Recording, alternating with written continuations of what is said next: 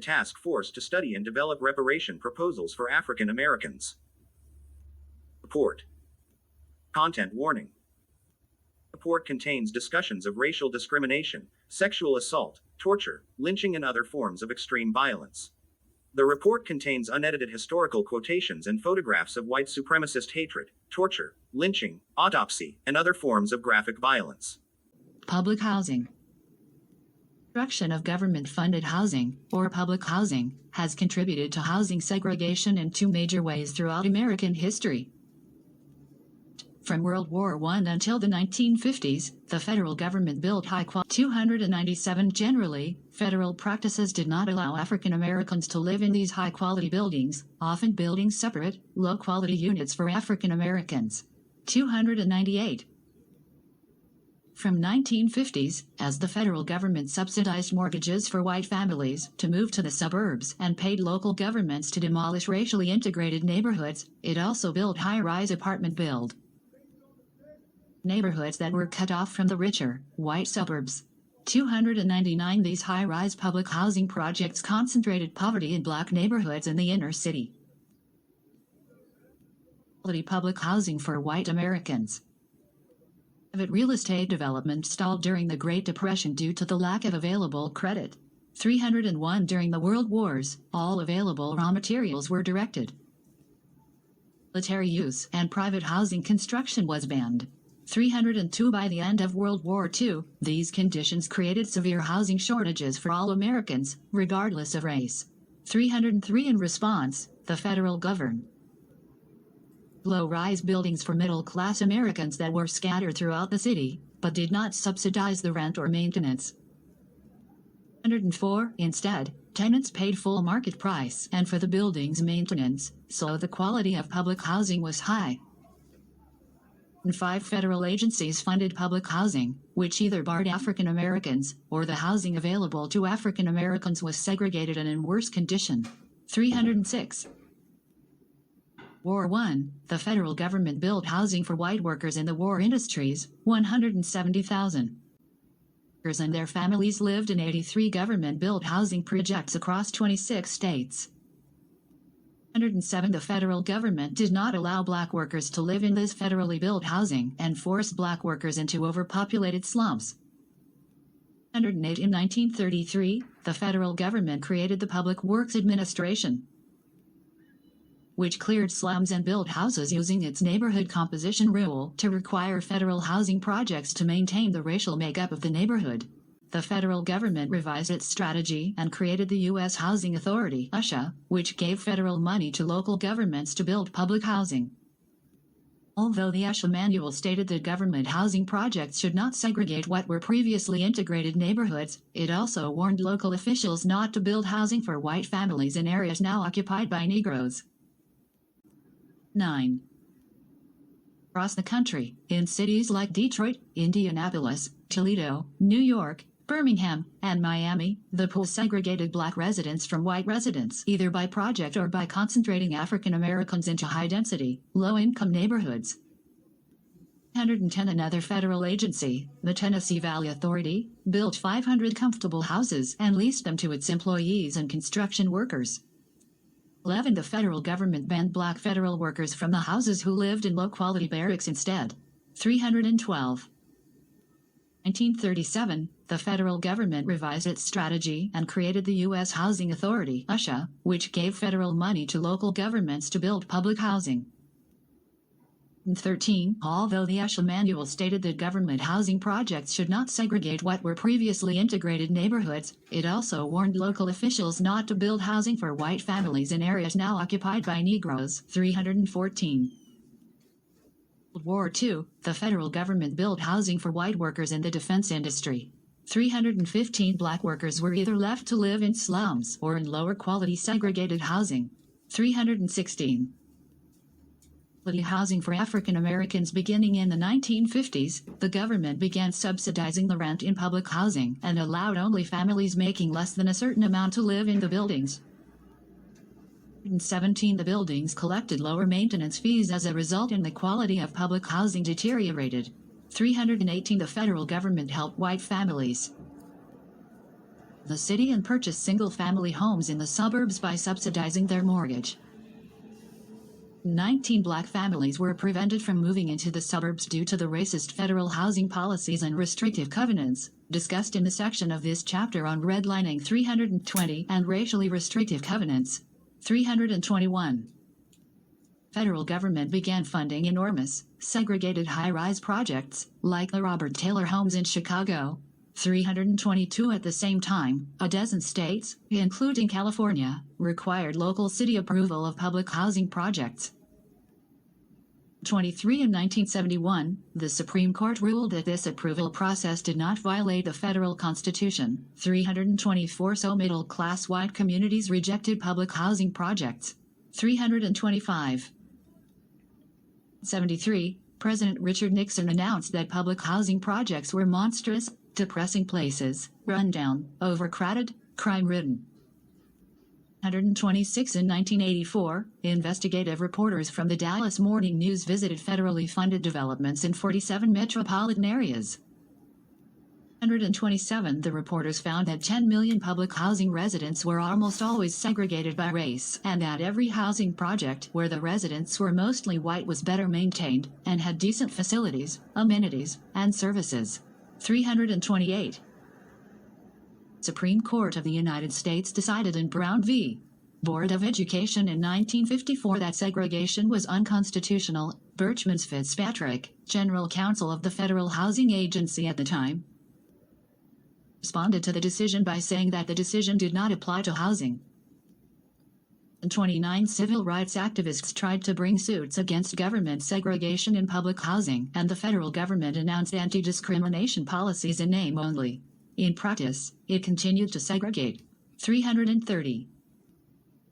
John F. Kennedy tried to prohibit discrimination in housing by issuing Executive Order 11,063, but the order only covered less than 3% of the total housing available in the United States. 31 Finally, the federal government outlawed housing discrimination in 1964 with the passage of the Civil Rights Act, which was reinforced by the Fair Housing Act in 1968. 332. The Civil Rights Act and the Fair Housing Act did not change the reality on the ground, as civil rights advocates continued to file lawsuits over decades alleging that city housing authorities continued to discriminate in cities like Dallas, San Francisco, Yonkers, and more.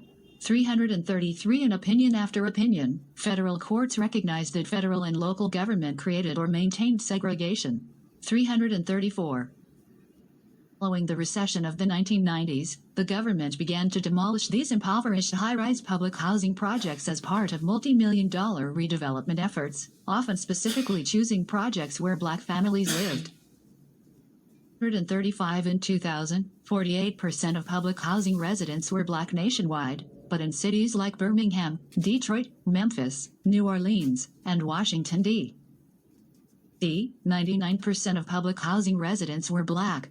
336 cities where housing prices have risen the fastest have been the most aggressive in tearing down public housing.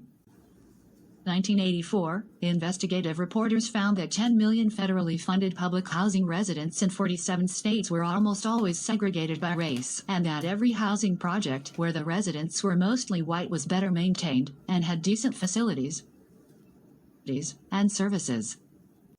Developments have resulted in mostly white, but sometimes black middle-class residents moving into and displacing low-income black neighborhoods. In 38 These government-funded public housing demolitions not only displace the black residents in the demolished buildings, but they speed up gentrification of the surrounding neighborhood and displace more black residents. 139 Although scholars are unsure if these government demolitions cause a neighborhood to gentrify, research has shown that they are an important factor in the neighborhood's continued gentrification. 340 Developments usually have fewer units of public housing, so residents generally move to other low-income neighborhoods.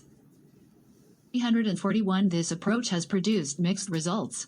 342 Although former residents report that they are more satisfied with the quality of their new housing and the reduction in crime, their children continue to attend racially and economically segregated, and their health and financial self-sufficiency reportedly did not improve.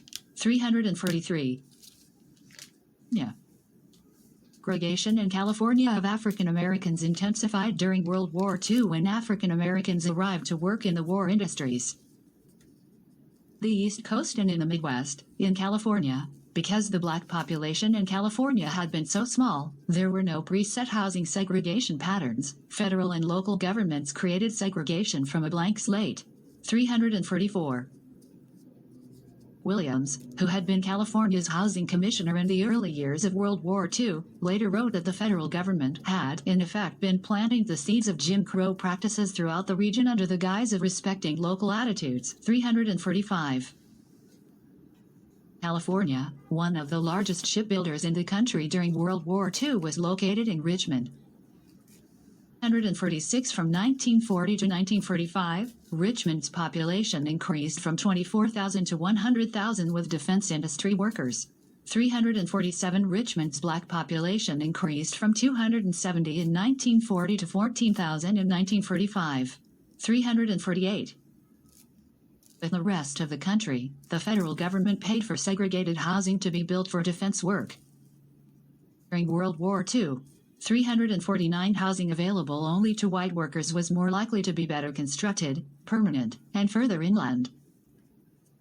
In 50, the federal government issued low-interest loans for white homeowners to remodel and subdivide their houses, and leased spare rooms for white workers to move in as tenants. 351. It was close to the shipbuilding site, badly constructed, and there simply was not enough of it. 52. While white workers lived in rooms paid for by the federal government, black war workers lived in cardboard shacks, barns, tents, or open fields.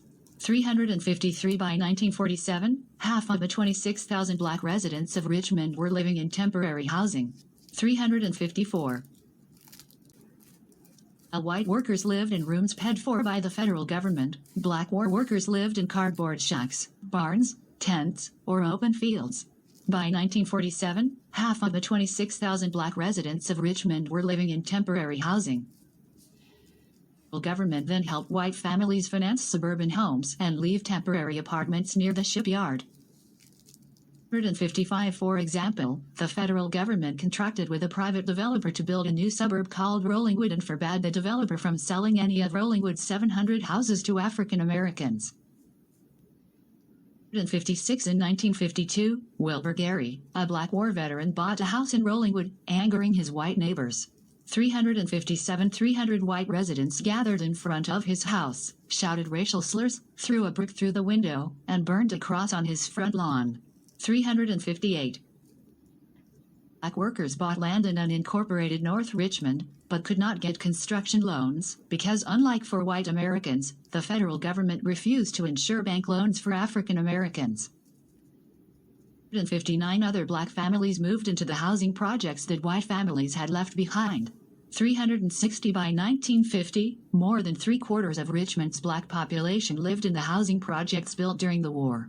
361.